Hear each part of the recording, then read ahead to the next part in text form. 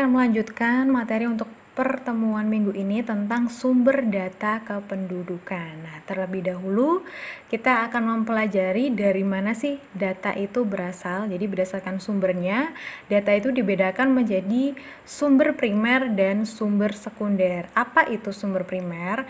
Sumber primer adalah semua catatan asli yang belum diolah ya, catatan yang masih mentah yang dijadikan sebagai sumber data seperti tabel penduduk yang diterbitkan oleh BPS. Jadi ada namanya, ada jenis kelaminnya, ada alamatnya, itu masih belum diolah, data masih mentah. Sedangkan sumber sekunder yaitu data yang telah diolah dan disajikan dengan baik dalam bentuk buku, kemudian laporan penelitian, karya tulis, terbitan periodik, dan buku tahunan. Ini biasanya tuh sudah dalam bentuk frekuensinya ada berapa, jenis kelamin perempuan, frekuensi untuk jenis kelamin laki-laki ada berapa, kemudian yang umurnya di atas 17 tahun ada berapa, yang di bawah 17 tahun ada berapa. Ini tuh sudah diolah data-datanya. Jadi perbedaannya jelas ya antara primer dan sekunder. Kalau primer belum diolah, kalau sekunder sudah diolah. Oke, kita lanjut ke proses pengumpulan data. Jadi ini juga sudah pernah dibahas di pertemuan sebelumnya bahwa proses pengumpulan data itu bisa melalui 3 cara, yaitu registrasi, sensus, dan survei. Kita akan bahas satu persatu, mulai dari registrasi. Registrasi itu merupakan kumpulan keterangan mengenai terjadinya peristiwa-peristiwa penting atau kejadian penting pada kehidupan manusia dari lahir sampai mati. Peristiwa pentingnya apa saja? Meliputi peristiwa kelahiran, kematian, perpindahan, perkawinan, perceraian.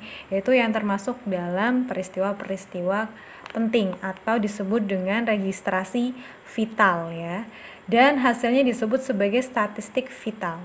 Kemudian pelaksanaannya, registrasi ini berlangsung secara terus-menerus mengikuti setiap kejadian vital pada penduduk. Jadi kalau ada yang baru lahir maka akan dilaporkan, begitupun kalau ada kematian dilaporkan, pernikahan, perceraian. Jadi ini dilaporkan secara terus-menerus, tidak harus menunggu periode tertentu 5 tahun atau 10 tahunan, itu tidak. Setiap kali ada peristiwa itu nanti akan dilaporkan. Registrasi ini dapat memberikan gambaran mengenai perubahan yang terus-menerus. Tadi ya sudah disampaikan. Registrasi mencatat bermacam peristiwa pada penduduk di Indonesia dilakukan oleh badan pemerintah yang berbeda. Contohnya kalau peristiwa pernikahan itu biasanya dilakukannya di KUA, kematian, kelahiran itu di kelurahan, perceraian itu di pengadilan agama. Jadi badan pemerintahan yang menangani itu berbeda-beda. Kemudian proses registrasi dilakukan dengan cara penduduk melaporkan sendiri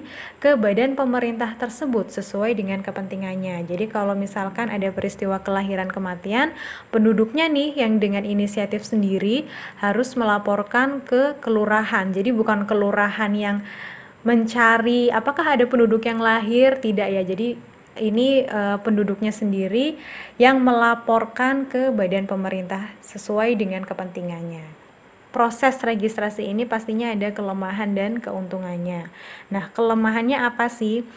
Kelemahannya yang pertama, apabila sistem pencatatan yang berlaku tidak dilaksanakan dengan baik, maka data yang dihasilkan berkualitas rendah. Jadi apabila dari petugasnya itu kurang terampil untuk mencatat, maka kualitas datanya bisa rendah. Begitupun apabila tingkat kesadaran dan disiplin dari masyarakatnya itu kurang, sehingga kualitas datanya juga bisa rendah ya. Jadi kalau ada peristiwa kelahiran, kematian, masyarakat tuh kadang suka enggan untuk segera melaporkan ke pihak yang terkait gitu. Kemudian membutuhkan sistem pencatatan dan pelaporan yang ketat dan akurat. Kemudian kelemahan yang lain, pendaftaran penduduk itu secara de jure atau secara hukum. Apa saja sih keuntungan dari registrasi? Yang pertama, dapat diketahui perubahan penduduk setiap waktu. Jadi ini tuh setiap ada peristiwa baru tidak perlu menunggu pencatatan berapa tahunan, tapi ini bisa selalu dilihat perkembangan perubahan penduduknya ya. Kalau ada peristiwa kelahiran, kematian, perpindahan, ini bisa segera diketahui. Kemudian biayanya lebih murah karena penduduknya sendiri yang datang ke instansi untuk melaporkan peristiwa-peristiwa yang terjadi. Kemudian datanya itu aktual, dapat diperoleh secara kontinu dan real time. Dapat menggambarkan data sampai pada tingkat pemerintahan terendah. Jadi sampai tingkat RT pun mengetahui ada perubahan data. Misal ada penduduknya yang pindah gitu ya dari RT A ke kota lain, itu kan dapat diketahui gitu perubahannya. Kemudian akurasi datanya tinggi sehingga mempermudah untuk penyusunan berbagai perencanaan dan kebijakan pembangunan. Negara berkembang ini biasanya pelaksanaan registrasi itu tidak sebaik di negara maju. Karena yang pertama dari masyarakatnya itu memang kesadarannya masih kurang untuk disiplin melaporkan setiap ada peristiwa yang terjadi. Sedangkan dari sisi petugasnya itu masih banyak yang kurang terampil untuk terlibat dalam proses input data ya. Mungkin beberapa petugas yang ada di tingkat kelurahan itu masih banyak yang belum terampil menggunakan komputer sehingga itu bisa menyebabkan pelaksanaan registrasi yang kurang baik. Berikutnya ada proses pengumpulan data secara sensus. Pada tahun 2020 ini sekarang sedang serentak ya di negara Indonesia dilakukan sensus. Apa sih itu sensus? Jadi menurut PBB, sensus penduduk adalah keseluruhan proses pengumpulan atau collecting, menghimpun dan menyusun atau compiling dan menerbitkan data demografi, ekonomi, sosial yang menyangkut semua orang pada waktu tertentu di suatu negara atau suatu wilayah tertentu. Nah, tujuan dari sensus penduduk adalah untuk menghitung jumlah orang atau penduduk di suatu negara. Berikut ini ada karakteristik sensus. Jadi kalau berdasarkan orangnya, yang disensus itu adalah semua orang atau seluruh penduduk di wilayah yang dicacah. Jadi tidak per keluarga atau per rumah tangga, tapi seluruh orang, bahkan bayi yang baru lahir pun tuh harus disensus atau didata. Kemudian untuk waktu pelaksanaannya ini dilaksanakan pada waktu yang telah ditetapkan, biasanya per periodik per 10 tahun sekali dan dilaksanakan secara serentak. Jadi seluruh Indonesia misalkan dalam bulan September harus semuanya itu disensus secara bersamaan gitu. Kemudian suatu wilayahnya itu cakupan wilayahnya itu meliputi cakupan wilayah yang luas yaitu suatu negara gitu. Kemudian ketentuan-ketentuan sensus yang pertama unit yang dicacah itu perorangan. Perorangan tuh berarti per individu ya, bukan per keluarga atau per rumah tangga. Tadi saya sudah sampaikan bahwa bayi yang baru lahir pun harus terdata. Kemudian dilaksanakan secara periodik, biasanya per 10 tahun sekali. Kemudian dinyatakan selesai bila hasilnya telah dipublikasi oleh BPS atau oleh lembaga yang menangani sensus atau melakukan sensus. Kemudian keterangan yang dikumpulkan itu meliputi kondisi demografi. Kondisi demografi itu meliputi ada umur, jenis kelamin, tempat tinggal, kemudian ekonomi, dan sosial. Oke, ini ada metode perhitungan. Yang pertama ada metode perhitungan de facto, di mana tempat di mana seseorang berada atau saat pencacahan. Jadi, misalkan ada mahasiswa yang berasal dari wilayah Tegal ya, sedangkan dia saat dilakukan perhitungan atau sensus, dia sedang kuliah di Semarang. Nah, ini yang disebut dengan metode de facto. Sedangkan de jure itu tempat tinggal tetap saat pencatatan. Jadi seseorang yang saat dicacah, saat dilakukan sensus itu berada pada tempat tinggal yang seharusnya. Misalkan saya secara administratif warga Semarang dan saat dilakukan pencacahan saya sedang ada di Semarang, itu de jure. Kemudian kombinasi de facto dan de jure. Metode pengambilan data yang pertama itu ada metode canvasser, di mana kalau metode canvasser ini petugas sensus itu petugas dari BPS itu mendatangi tempat tinggal penduduk. Jadi dari rumah ke rumah, door to door dikunjungi, kemudian mengisi daftar pertanyaan. Petugasnya itu mengisi mulai dari data lengkap untuk meminimalisir pemalsuan data. Jadi petugasnya langsung yang melakukan pengisian. Tapi ini tuh lebih lama ya waktunya karena SDM-nya atau sumber daya manusianya, petugasnya itu biasanya terbatas sehingga membutuhkan waktu yang lebih lama. Sedangkan untuk metode householder ini pengisiannya dilakukan oleh penduduk sendiri. Contohnya kalau sekarang itu sudah diberlakukan sensus online. Jadi masing-masing penduduk bisa mengisi secara mandiri datanya di website yang sudah disediakan.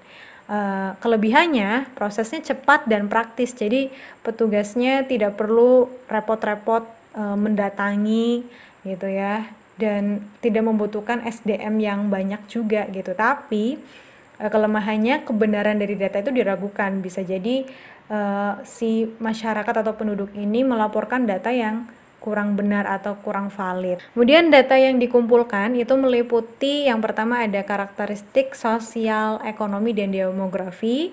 Itu jelas satu identitasnya ada namanya, kemudian jenis kelamin, umur, tempat lahir, tempat tinggal, agama, hubungan dengan kakak, status perkawinan, pekerjaan, tingkat pendidikan, suku bangsa, keluarga negaraan, dan lain sebagainya ya.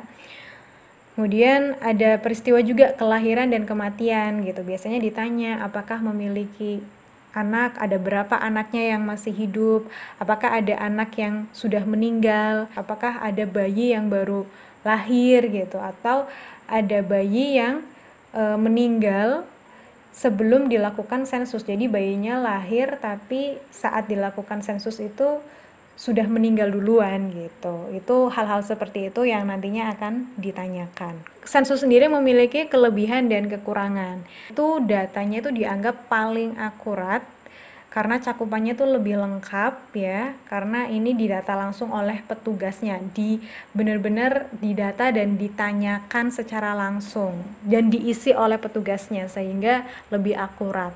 Terbebas dari pengaruh kesalahan sampel karena yang dilakukan sensus adalah seluruh penduduk ya, tidak dipilih-pilih, semuanya itu harus tercacah. Kemudian dapat digunakan sebagai dasar perencanaan data-datanya ini. Dapat digunakan sebagai sampling frame untuk survei lain. Jadi ketika nanti akan diadakan survei, data-data dari sensus ini tuh bisa digunakan sebagai acuan. Kemudian data sensus penduduk dapat disajikan pada tingkat wilayah administrasi terkecil. Oleh karena itu, data sensus penduduk dapat mengisi kebutuhan statistik wilayah kecil yang dirasakan semakin urgent di area desentralisasi ini. Bisa disajikan di wilayah RT, RW, kelurahan ya.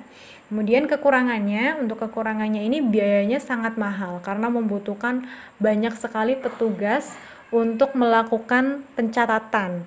Ya, dan petugas-petugas ini kan butuh diberikan istilahnya gaji gitu kan, jadi membutuhkan biaya yang sangat mahal. Kemudian sensus penduduk ini periodenya 10 tahunan, jadi apabila ada peristiwa-peristiwa yang terjadi sebelum 10 tahun itu datanya kurang akurat, kurang terekord dengan baik gitu.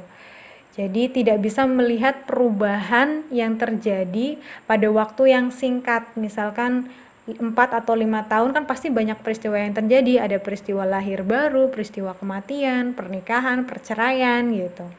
Kemudian sering terjadi content error akibat terjadinya kesalahan dalam pencatatan dan jawaban responden. Bisa jadi mungkin petugasnya sedang kurang konsentrasi atau respondennya yang jawabannya itu malah melantur gitu, tidak sesuai dengan konten pertanyaannya. Kemudian kemungkinan tidak semua tercacah karena bisa jadi saat dilakukan pencatatan itu respondennya ada yang sedang ada di rumah gitu sehingga tidak tercacah semuanya.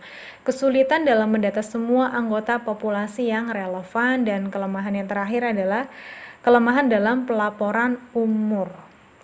Ada yang terakhir ada survei. Tadi kita sudah membahas registrasi, sensus, dan yang berikut ini adalah survei, di mana survei ini prosesnya ya adalah sebagian populasi saja. Kalau sensus itu kan menyeluruh seluruh penduduk, kalau survei hanya sebagian saja. Kemudian bisa dilakukan kapan saja sesuai dengan kepentingannya, sesuai dengan tujuannya gitu ya. Bisa dilakukan 5 tahun sekali atau 3 tahun sekali. Lebih menghemat biaya, tenaga, dan waktu karena populasinya sedikit atau sampelnya itu sedikit ya yang diteliti, jadi tidak membutuhkan banyak biaya untuk SDM atau petugas-petugasnya gitu. Kemudian data yang diambil lebih rinci dan khusus, biasanya lebih merinci ya. Misalkan untuk survei kesehatan berarti data-data yang diambil juga terkait tentang penyakit-penyakit, tentang bagaimana perilaku kesehatannya dan lain sebagainya. Kemudian untuk penduduk, sikap, kepercayaan, karakteristik, pengetahuan, dan sikap responden. Jadi ini yang istilahnya yang ditanya tuh terkait dengan hal itu juga, terkait penduduknya, sikapnya, karakteristiknya, pengetahuan, dan lain sebagainya ya. Kelebihan dari survei ini menggunakan teknik sampling karena tidak semua populasi di survei, maka harus dilakukan teknik sampling. Kemudian survei itu dilakukan sesuai dengan keadaan dan harus efisien ya, harus sesuai dengan yang dibutuhkan saja gitu.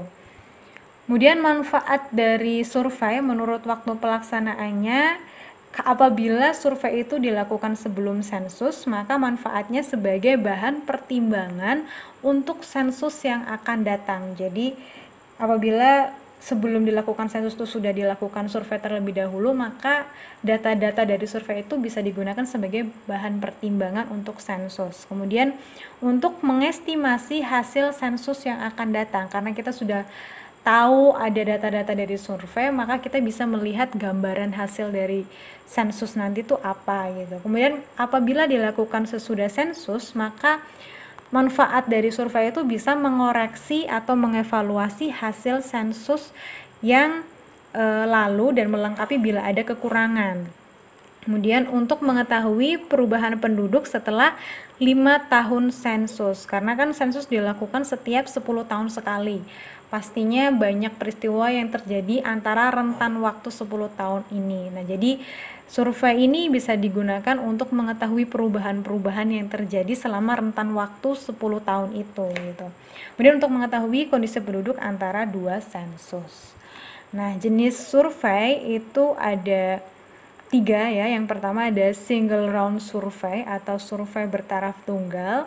Ya, ini petugas mengajukan beberapa pertanyaan mengenai kejadian atau peristiwa demografi yang dialami seseorang di masa lalu dalam periode tertentu. Jadi dia hanya melakukan 1 kali kunjungan saja. Sedangkan multi round survey atau survei bertaraf ganda, itu petugas melakukan kunjungan ke rumah berulang kali dengan interval waktu tertentu. Misal setiap 2 tahun sekali dilakukan kunjungan, apakah ada perubahan atau tidak gitu. Kemudian kombinasi metode single round dan multi round atau kombinasi salah satu metode dan registrasi. Oke. Berikutnya ada kelemahan dan kelebihan dari survei ya. Jadi kelemahannya dari survei ini, data yang dihasilkan tidak akan representatif bila terjadi kesalahan dalam pengambilan sampel. Gambaran populasi hanya merupakan taksiran ya, memerlukan kerangka sampel dan mengambil sampel tidak selalu tepat, pengambilan sampelnya tidak selalu tepat. Ini kelemahan-kelemahan dari survei. Kelebihannya, kualitas data mungkin lebih baik daripada sensus karena lebih spesifik yang ditanya, lebih lengkap yang ditanya, dan lebih sedikit juga yang ditanya ya. Jadi lebih mendalam. Dapat digunakan untuk menguji ketelitian sensus dan registrasi. Biaya dan waktunya lebih hemat atau lebih efisien. Kegiatannya mudah dikuasai dan diawasi. Kemudian kesalahan dapat diperkirakan atau diukur. Dan kelebihan yang lain, karakteristik yang dicakup lebih banyak dan terinci. Oke, ini ada perbedaan sensus dan survei. Sensus itu cakupan penduduknya menyeluruh, seluruh penduduk yang ada di suatu wilayah, sedangkan survei itu hanya sebagian saja sesuai dengan kepentingan dan tujuan dari survei. Kemudian waktu pelaksanaannya, kalau sensus setiap 10 tahun, sedangkan survei biasanya dilakukan setiap 5 tahun, tergantung adanya dana dan tujuan kepentingan ya. Kemudian materinya setiap tahun tuh biasanya sensus tetap ya, seperti nama, umur, karakteristik demografi, sosial, dan ekonomi itu tetap. Pertanyaannya biasanya kurang lebih sama. Sedangkan survei itu berganti-ganti sesuai dengan kebutuhan. Ada yang tentang kesehatan, ada yang tentang ekonomi gitu. Jadi bermacam-macam kalau survei itu. Nah, perbedaan registrasi penduduk dibandingkan sensus dan survei. Jadi kalau registrasi itu memberi gambaran tentang perubahan penduduk secara terus-menerus, karena kalau ada peristiwa-peristiwa penting langsung dilaporkan. Sedangkan sensus dan survei itu pada saat tertentu saja ya, saat dilakukan sensus atau survei itu saja gitu. Dari registrasi itu dituntut partisipasi aktif penduduk untuk melaporkan kepada petugas. Kalau di sensus dan survei itu petugasnya yang mengunjungi secara aktif dari rumah ke rumah gitu. Kalau registrasi kan penduduknya yang harus melaporkan. Kemudian berikutnya dicatat oleh instansi atau badan yang berbeda-beda, seperti yang tadi saya sudah sampaikan. Kalau peristiwa kelahiran kematian di kelurahan, pernikahan di KUA, perceraian di pengadilan gitu ya. Kalau sensus dan survei itu dicatat oleh badan yang sama, yaitu BPS. Kalau sensus biasanya dilakukan oleh BPS, kalau survei biasanya tergantung yang mengadakan ya. Bisa saja kalau survei kesehatan ya berarti biasanya melakukan Kemenkes gitu. Kalau ekonomi berarti Kementerian Perekonomian gitu, tergantung yang mengadakan. Kesalahan yang terjadi pada sensus dan survei yaitu ada kesalahan cakupan atau error of coverage. Orang yang tidak tercacah karena biasanya tuh karena orangnya tuh terlalu sibuk ya, karena saat dilakukan pencacahan ternyata orangnya tuh tidak di rumah terus, jadi akhirnya tidak tercacah atau tidak terlaporkan. Daerahnya sudah dijangkau karena terlalu terpencil sekali gitu, sulit aksesnya sehingga akhirnya tidak tercacah gitu. Kemudian orang dicacah 2 kali, bisa karena orang itu saat dilakukan pencacahan dia sedang ada di tempat tinggalnya, atau saat di kota lain saat dilakukan pencacahan dia juga ada di sana gitu, bisa tercacah 2 kali. Kemudian kesalahan isi pelaporan biasanya ada kesalahan pada umur atau tanggal lahir. Kadang orang suka lupa menyebutkan angkanya, kemudian kelahiran bayi, kematian bayi, kemudian jenis kelamin, pekerjaan, biasanya ada kesalahan dalam hal-hal ini. Kemudian kesalahan ketepatan pelaporan, ada balita tapi tercatat sudah sekolah. Kemudian ada laki-laki tapi tercatat pernah melahirkan.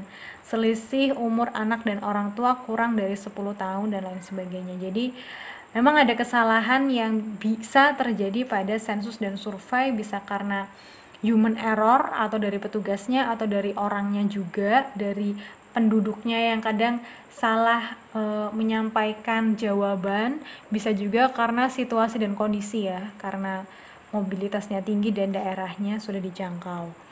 Oke, berikut ini ada faktor yang mempengaruhi ketelitian data saat sensus dan survei atau registrasi. Yang pertama yaitu ada partisipasi dan kerjasama masyarakat untuk memberikan jawaban yang benar. Kemudian masalah geografi, daerah terpencil sulit dijangkau dan tak ada sarana transportasi yang memadai. Kemudian dari kualitas dan kuantitas pencacah, kualitasnya tidak sama, banyak yang berpendidikan menengah ke bawah. Jadi bisa jadi petugasnya juga ada keterbatasan karena kurangnya pendidikan, karena tidak mengikuti pelatihan gitu ya. Kemudian pelaksanaan dan sarana yang tersedia. Pelaksanaan tidak selalu bisa sesuai dengan prosedur dan sarana tak selalu